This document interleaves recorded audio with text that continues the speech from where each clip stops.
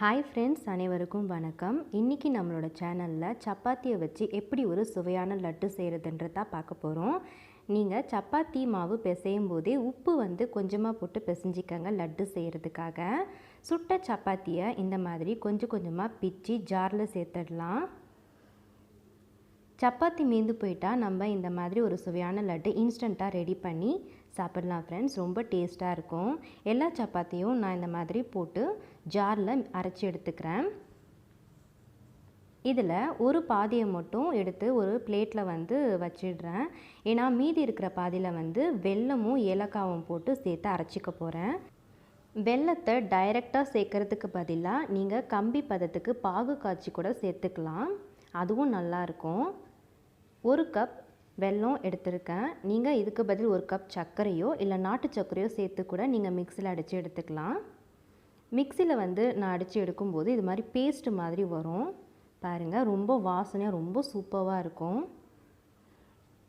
வீட்டில் சப்பாத்தி சுட்டுட்டு மீந்து போயிடுச்சுன்னா நீங்கள் அதில் கூட செஞ்சு வீட்டில் கொடுக்கலாம். குழந்தைங்க விரும்பி சாப்பிடுவாங்க. ரொம்ப டேஸ்ட்டாக இருக்கும்.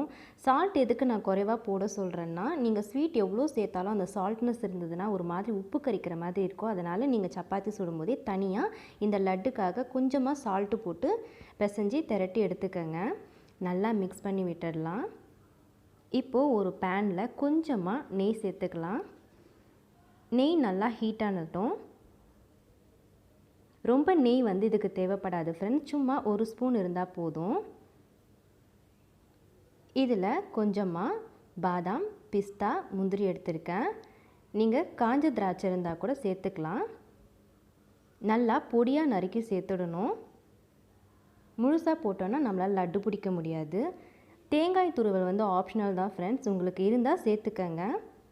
அடுப்பை ஆஃப் பண்ணிவிட்டு 3 ஸ்பூன் தேங்காய் துருவல் சேர்த்து நான் இதை மிக்ஸ் பண்ணி எடுத்துக்கிறேன். தேங்காய் இல்லாமலேயும் செய்யலாம். அவ்வளோதான் ஃப்ரெண்ட்ஸ், ரெடி ஆகிடுச்சு. இதை எடுத்து வச்சுருக்க அந்த மிக்சரில் போட்டு நல்லா பெசரி விட்டுடலாம். பாருங்கள் எவ்வளோ அழகாக லட்டு பிடிக்க வருது. ஸ்பெஷலாக இதுக்கு நெய் எதுவுமே தேவைப்படலை. அவ்வளோதான் ஃப்ரெண்ட்ஸ், சப்பாத்தி லட்டு ரெடி ஆகிடுச்சு.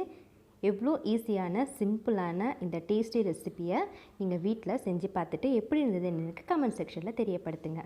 மறக்காமல் என்னோடய சேனலை சப்ஸ்கிரைப் பண்ணிக்கங்க. அதுக்கு நீங்கள் சப்ஸ்கிரைப் பட்டன் ஒரு முறை ப்ரெஸ் பண்ணிவிட்டு பக்கத்தில் இருக்கிற பெல் ஐக்கானையும் ஒரு முறை ப்ரெஸ் பண்ணணும்.